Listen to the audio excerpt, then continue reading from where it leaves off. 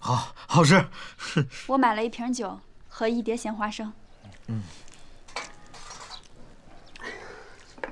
我，怎么口吃还改不了了？这。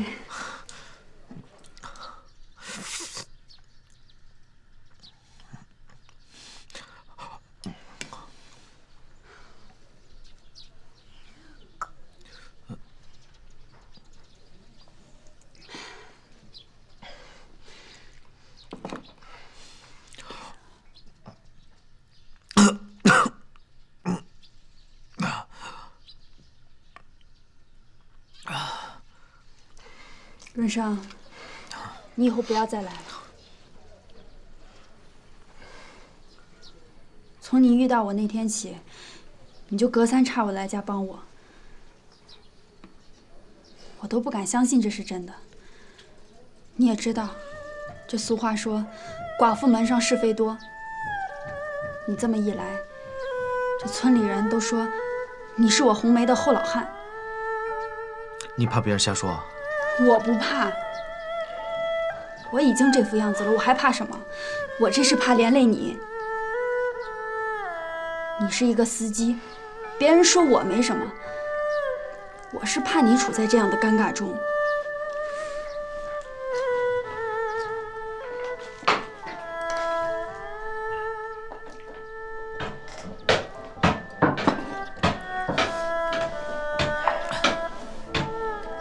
红梅，咱俩高中就认识，老同学。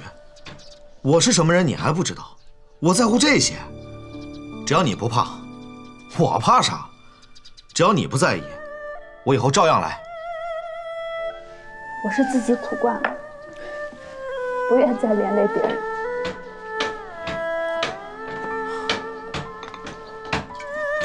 实话跟你说，从我上次看见你一个人带着孩子在卖水饺，我打心里难受。我在心里发誓，只要我田润生能做到的，我就不会让你跟孩子掉在地上没人管。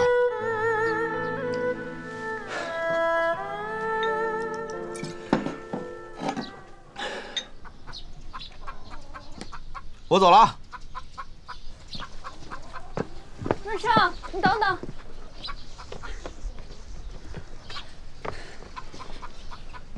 这个10几块钱你拿上。哎，你这是干啥呀？我知道这少，不够买你那点东西，可是我也不能白白拿你东西，不是？来拿着。哎呀，瞧你说的，我要没这能力，我也不能帮你。你拿着吧，要不我这心里过意不去。哎呀，我要是收你钱，我就不会来给你送东西。红梅，拿着。我要是顺路，我还会再过来。我都不知道该怎么报答你了。我这家里什么都没有，除了每次能伺候你吃2碗面条，也只能空空手把你送走了。我说了，我什么都不要。要不这样吧，我给你做双布鞋。我知道你不缺鞋穿，也没什么可感谢你的，只能给你亲手做双布鞋，就当是我的心意，行不？行。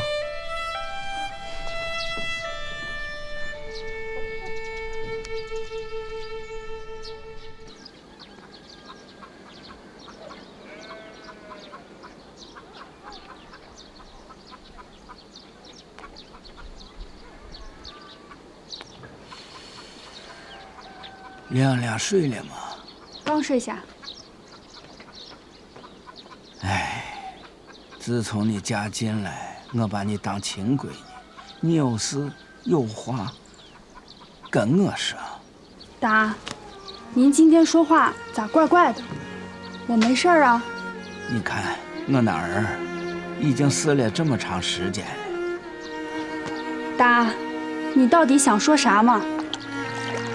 我就想说，常来那个后生是谁？村里人说闲话呢。见不得人好，叫他们说去。自从我儿没了以后，我一直在盘算这事。你年轻轻的，有个合适人家，你就按你的心思跟人家过去吧。你走也可以，你找个上门的也可以。我和他呢，没啥意见。亮亮呢，我们也不强迫留下，你也离不开亮亮，亮亮更离不开你。亮亮跟上你啊，不会受苦的。我们老两口放心着你。哪个合适人？那个开车的。那是我高中同学，人家看着我日子过得苦，就出于好心才帮助我。咱也没什么可感谢人家的，只能亲手做双布鞋。您就甭跟着他们瞎猜疑。人家是退伍军人，他爸又是村支书，姐姐还在地区里上班。我这结过婚不说，还带着一个孩子，人家一个汽车司机，咋能看得上我？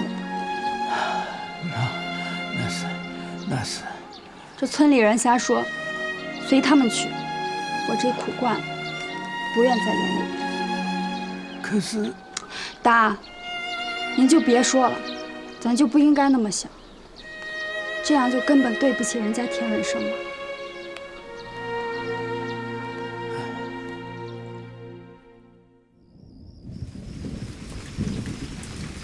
润生在姑娘们面前生性腼腆和胆怯，但是自从见到郝红梅之后，反而大大刺激了他的男子气概。他喜悦地感到，在红梅面前，他才是个真正的男人。男人通常都有一种保护女人的天性，并且由此而感到满足。他现在尝到的正是这种滋味。红梅，我有话想跟你说。你不用说了，我知道你想说什么。我离过婚，又死过男人，现在还带着一个孩子。你是支书的儿子，又是一个司机，我配不上你。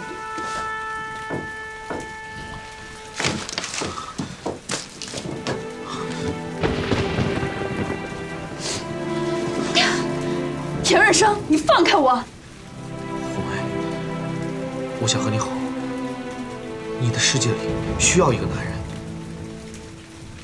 你这是在可怜我吗？不是，我心里知道，我来到你这里，不光是为你送生活用品的，我盼望着见到你。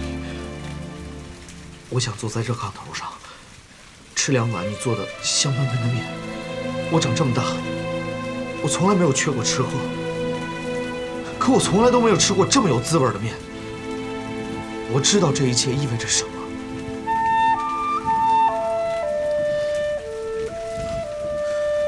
润生，你放开我！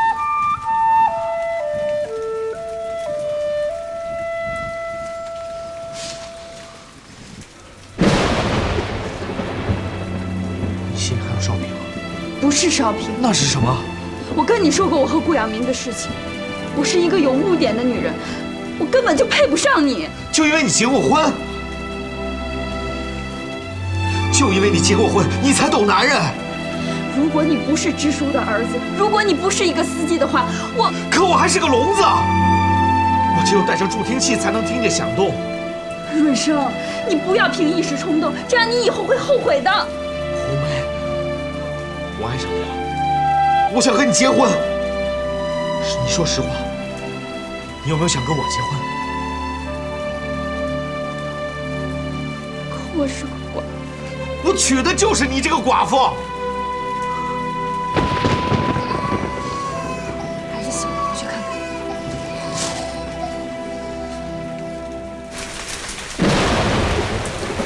其实，从刚才润生向郝红梅表明了心意之后，他就感到胸膛里那颗冰冷的心重新被润生的热情和真诚融化了。是的，人的感情，尤其是男女之间的感情，是世界上最难以解释的一种现象。现在，2颗心脏又开始强有力地跳动起来。时间不早了，我走了。雨下这么大，山路滑，没事。我要怎么才能留住你？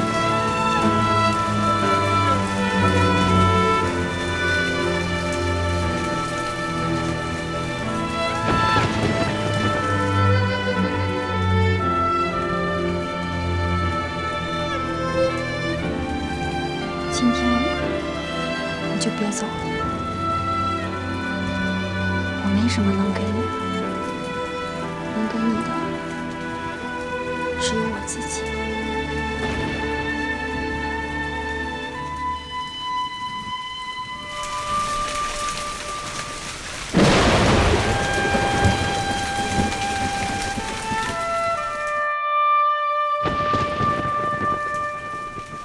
红梅，我要娶你。这件事情很难。首先，你家里老人肯定就不会同意，我还带着个孩子，你爸妈肯定不会让我进你们田家门的。我不管，要娶你的是我说了算。不管时间长短，我都决意要娶你。明天我就回双水村，跟我爸说。你别走，我不想让你走。放心吧，我会说服他们。只要你愿意，我就有信心。等我回来。那我等你回来。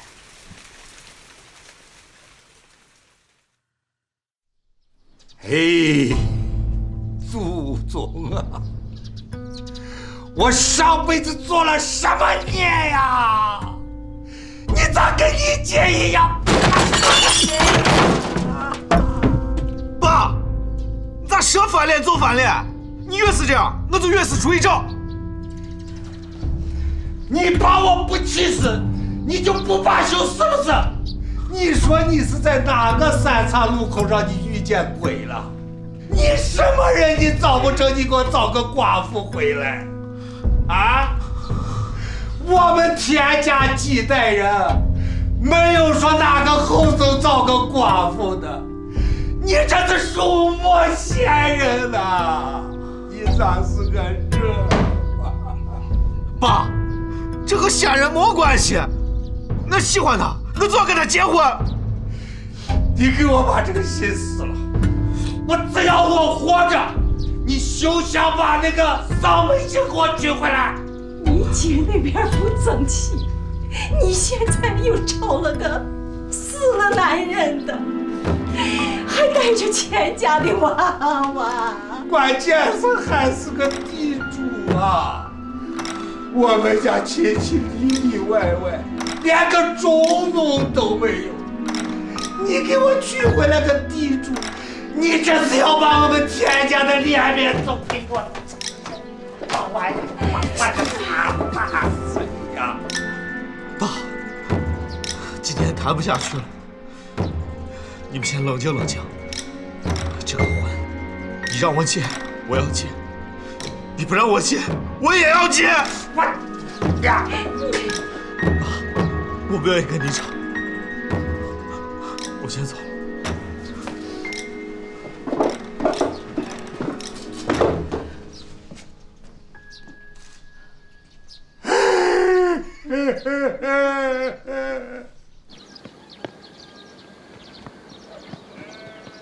玉婷说：“啊，岳嫂啊，什么事儿啊？说，我知道你跟我爸关系好，有个事情，我想让你跟我爸做做工作。我这抓紧时间学习国家大事的，天眼看就黑下了，窑里灯没有油，我得趁天黑前把这个报纸看完。啊，你说。我找个对象，我想跟他结婚，可我爸不同意。叔，你跟我爸说说，让他尊重我的想法。你爸是想让你找一个端公家饭碗的城里娃娃，这不现实。你呀，就老实的在咱农村找个婆姨，什么样的没有，甚至可以有条有剪呢。远处不说，就东拉河一道沟的村庄，谁家不愿意把女儿嫁给赫赫有名的田福当家的儿子呢？你说你找个什么样的，他不同意。我找这个对象，他家成分是地主。那咱村地主金光亮家的儿子，不也参加解放军了吗？现在没有人讲这个。可他是个寡妇，还带着一个1岁多的孩子。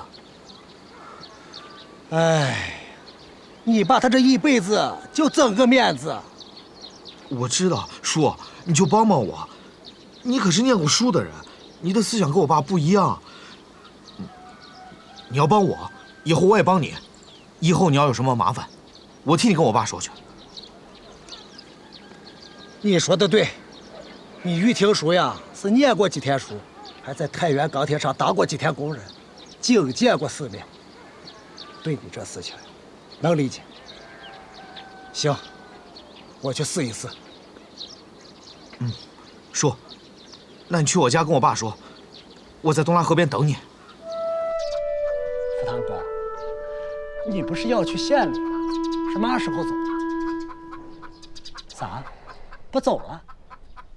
不走了，去剩的去，挣那个钱干什么？给谁啊？给儿给女？就给那种不孝的东西？这就是你不对了，福堂哥。你这次出去接工程，那可不光是为了挣钱，你这也就是去露一露脸。你田福堂到什么时候都是响当当的人物呢。对了，嫂子，我呀，刚才看见润生了，娃娃长大了，这一代人有一代人的感情。既然润生和那个寡妇啊有爱情，你可要理解嘞。玉婷啊，二婚的女子呀，还带着个拖油瓶。我知道，润生都给我说了。那寡妇又咋了？当然，在农村有说法，可那是封建的说法。现在都实行没有爱情的婚姻，那是不道德的婚姻。你懂个屁呀！谁让你来扫这个杨柳青的啊？娶个寡妇咋了？你咋不让你家娃娃娶个寡妇了？我，不可能呀，福堂哥，我都是女娃娃。那就叫你家女娃娃嫁个二婚去当后妈，你看你同意不同意？你给我滚球子！我家的事情你少掺和。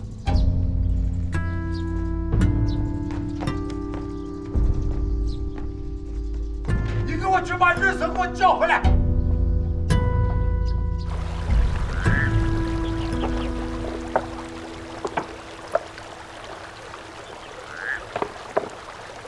润生，我的话，你爸一句都听不进去。要我说，你这事儿就算了。我不管，我明天就把红梅带回来，我要跟她领证，结婚。我刚从你家出来，你爸都咳出血了，都是被你气的。你知道，你爸这身体早就不能行。你爸为你姐润叶和少安的事情，已经被气得病了一回，身体才不行想。你这是要把他气死，要出人命的。冷静，你冷静一下。你听叔跟你分析分析，你要是娶下这个婆姨，你爸不愿意，你婆姨这日子能好过？你俩这后半辈子咋过？要我看，你俩就算了，人家离了你就不能活了。这世上，谁离了谁都能活。这样，对你俩都好。我要回去看我爸。红梅怎么办？她还在等着我。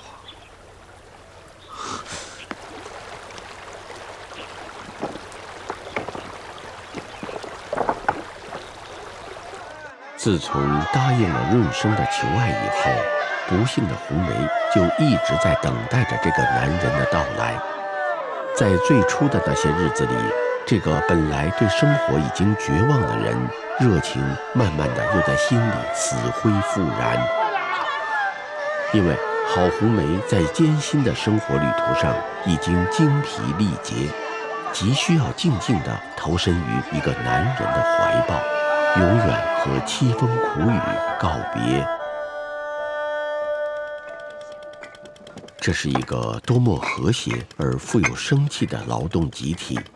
已经出的2窑砖，约莫有1万多块，齐齐整整地码在土场边上，像2堵橘红色的长墙。双水村的人面对孙家的这派兴旺景象，谁不眼红？哎呀，不得了了！孙少安这小子竟然办起了工厂了。秀莲，哎呀，你看看，我说实话了，钱能省钱吧？这是咱们小转营第一批收入，你天天吧。爸，你看，这玩意这是第3窑转了吧？是烧着呢，明天就能出窑了。啊，那是这，我来烧火。你去打皮上烧饼包着火呢。那你赶紧回家弄饭去吧，弄好了给我们送过来。好，快去吧。啊，三哥，你看你这一脸黑的，你跟我哥似的。来，我看看。哎呀，这不正好我俩是一对吗？一个男包公，一个女包公，还不够黑哟。哎呀，哎呀呀，好，忙去吧，忙去吧。他不能甘心在双水村静悄悄地生活上一辈子，他在不间断地做着远行的梦。外面等待他的生活是什么样子，他难以想象。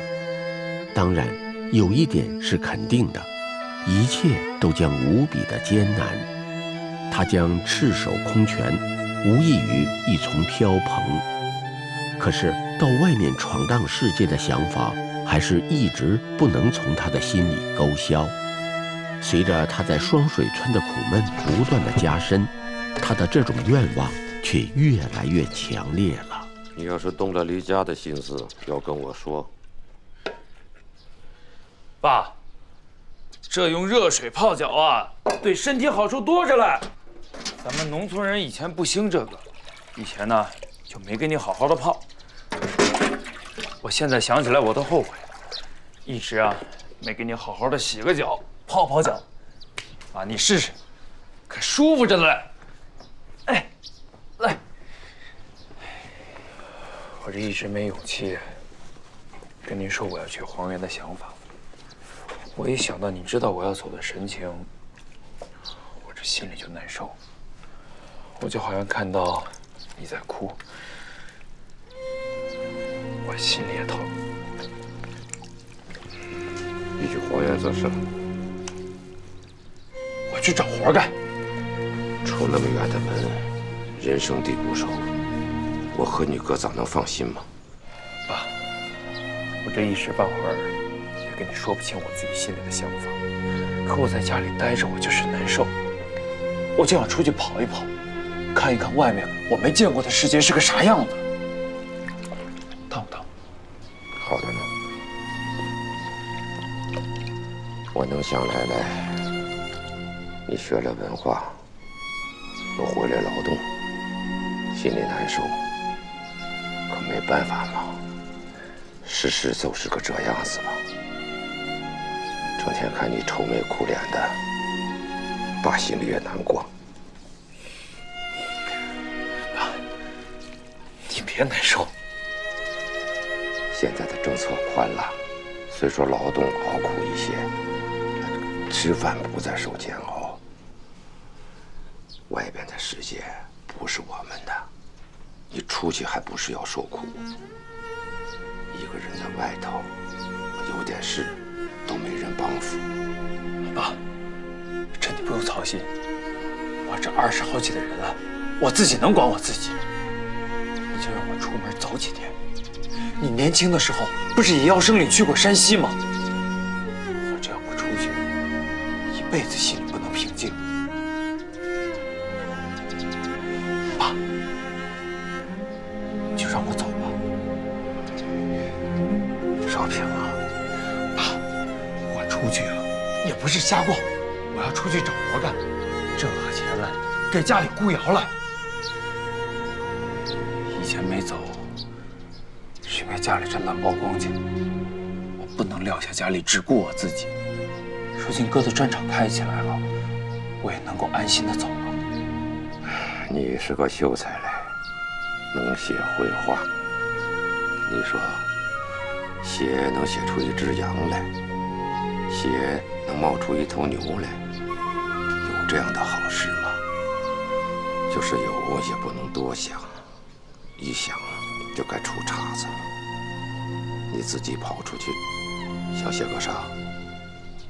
写个活，还是写个死？可我要是不出去，我不甘心。老话说得好，物里相贵，人里相见。出门在外，世事难呐。爸，我不怕。这个道理你不能明白，撞了南墙你才会明白。我看你也谋划些日子了，拿不定主意哪行啊？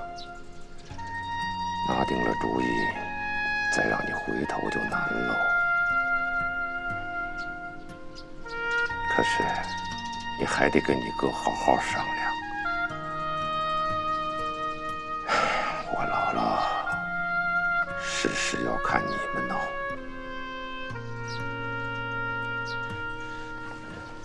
我是给你洗好脚，我去上鸽子转窑跟他说去。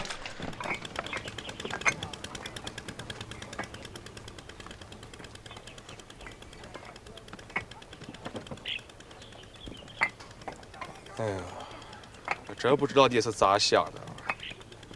这家里忙成这了，人手缺的要命，你想到外边逛去？哥，你这个逛太次了，伤人。我不是逛，我是要出去做点事情。干什么事啊？那不就是出去揽工吗？哎，你说你找个小工，一天挣个1、2块钱，连自己嘴都糊不住，你遭这个罪干什么？咱父子3个人，加上你嫂子，一边种自己的地，一边营务这个砖窑，多好啊！我20来岁的人了，我也应该做点自己的事情。你这个话我都没有听懂。这咋了？你在这儿没有事干啊？不是，眼下这砖窑都顺了，我还是想自己出去闯一闯。哥，我这从小到大都是你跟爸安排我的一切，眼下我想走自己的路。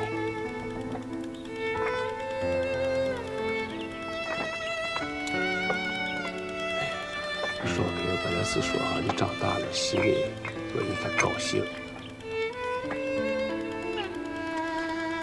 但是你一说你要离开我们到外头去，哥这个心里真不是个滋味。哎呀，其实我早就看出来了，咱2个人的想法还不一样。那你说？我不让你走，你能听吗？哎，你想走就走吧。但是这样说明，你要是到外面不好过，过不下去了，不敢应承，就赶紧回来。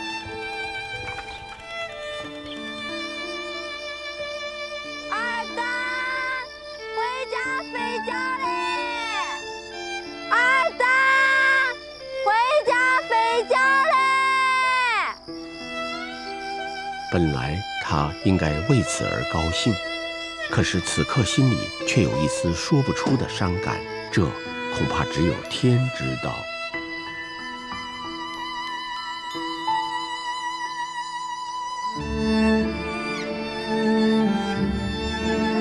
书包我已经洗过了，还2天海明帮忙把坏了的拉锁给修好了。海明说，以后用的时候往上擦一些肥皂。袁西城边上有你舅一个叔叔的儿子，亲戚关系虽然很远，总算能扯上点。他住在北关的杨沟大队，叫马顺。你以后有事可以找他。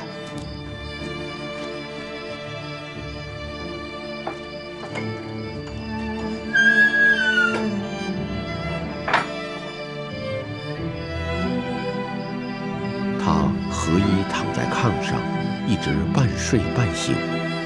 明天他就要走了，走向一个前途未卜的世界。他现在才感到了一片令人心悸的渺茫，由不得手心里钻出2把汗水。黑暗中，2团泪水涌满了少平的双眼。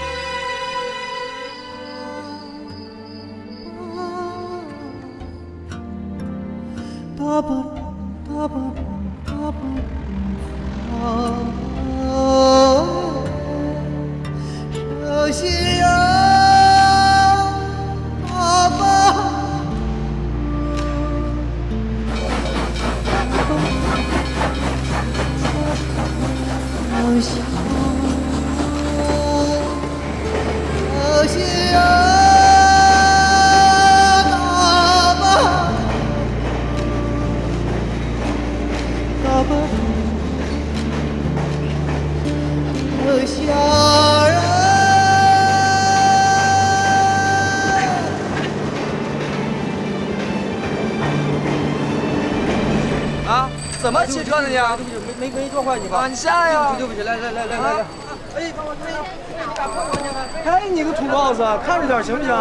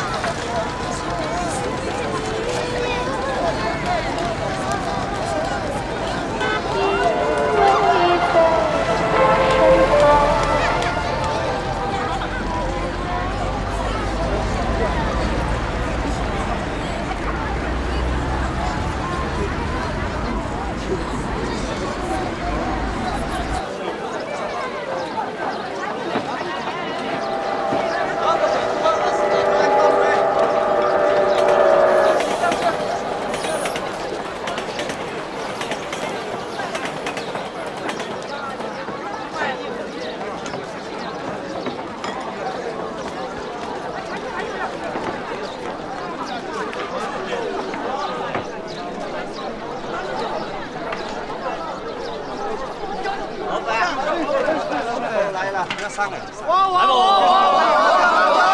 别吵，别乱了，来你一个。这么吧，哎，好了，我有活干了，我有活干了啊。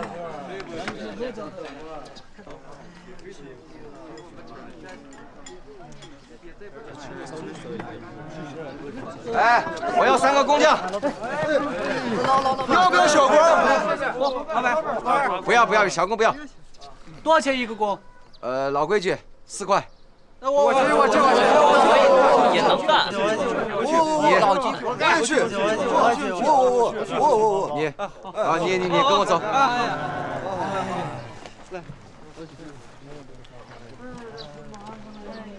老板，来了，老板，多少3个木头？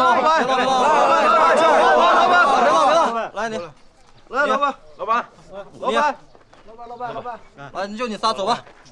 来，有活了呀！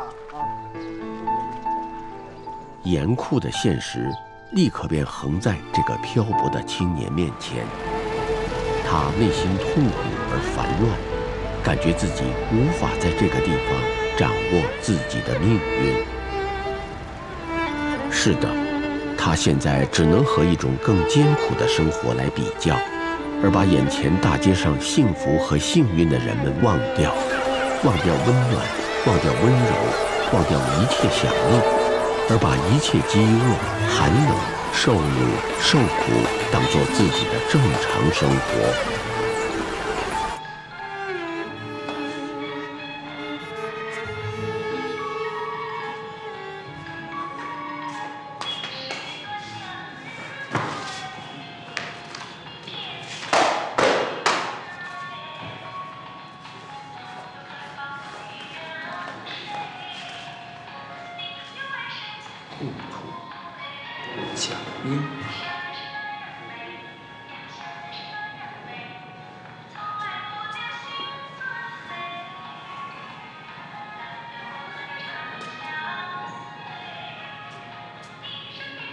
哎，这不让过夜？为什么不让？这不都空着呢吗？这都可以过夜的话，那些南宫话不把这挤爆了？你说的也是。这就走，赶紧走。去哪儿了？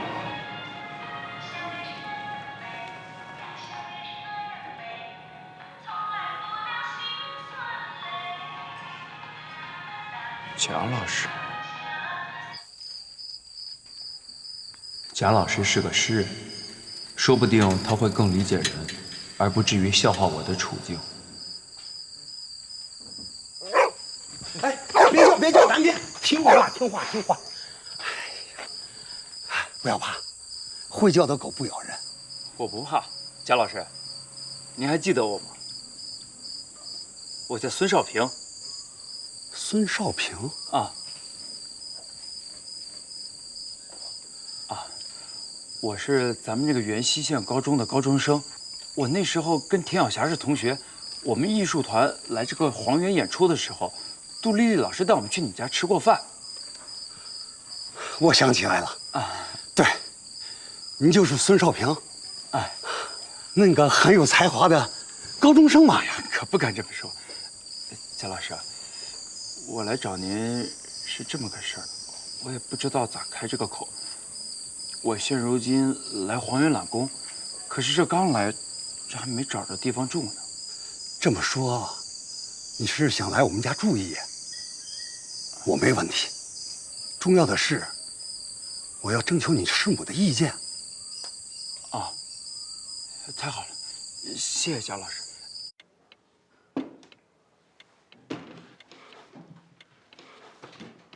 你一个人出来闯不容易，我就想到属于我的世界里寻条生路。陌生的天地，又会给你带来什么呢？有点少年意气。只可惜，老师不能帮你揽来活。没关系，老师，你们能收留我住一晚上，我已经很感激了，真的。我在黄原还有个表舅，我明天就去寻他去。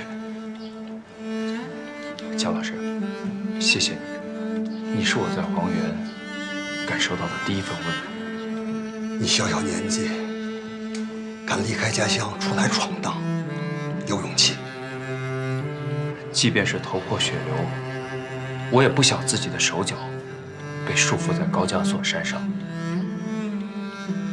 读的书不少，你喜欢诗歌吗？喜欢诗歌，不过平时看小说更多一些。嗨，饭好了，快来，快吃，多吃点。谢谢师娘。不用客气。好，你们接着聊，我还得洗我的猪大肠呢啊。好，少阳吃。来，多吃点。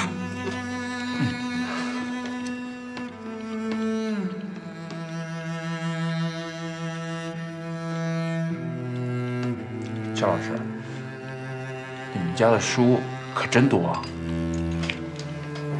我这日子的幸福，也就只有这几本书了。我崇拜你。就那次见面之后吗？不是，其实是从76年的清明。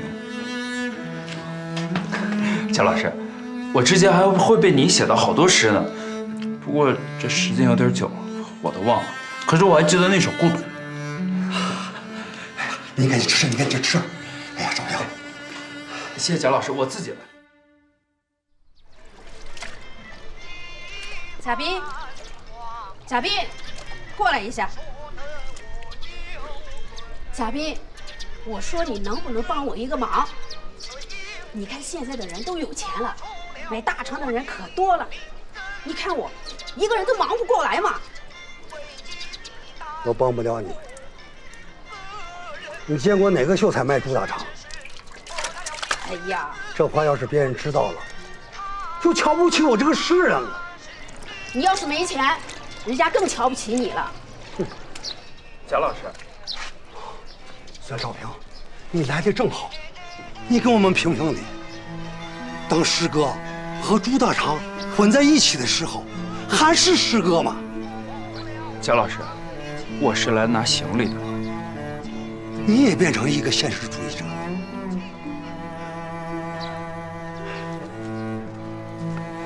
嗨，人不能天天做梦吧。再说呢，孙少平要是揽不上活，赚不来钱，你来养活他。师娘，师师哥我自己能养活在现实中迷茫，我在诗歌里徘徊。啊，贾老师，我跟你说一下，我先到工地揽活，然后去找我表舅。谢谢你跟师娘收留我一晚。你等一下。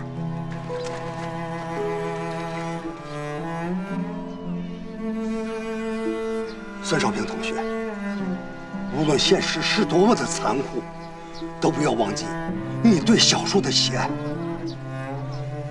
送你一本书，有吗？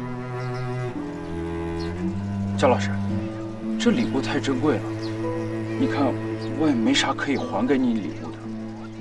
你收下这本书，就是给我的礼物呀。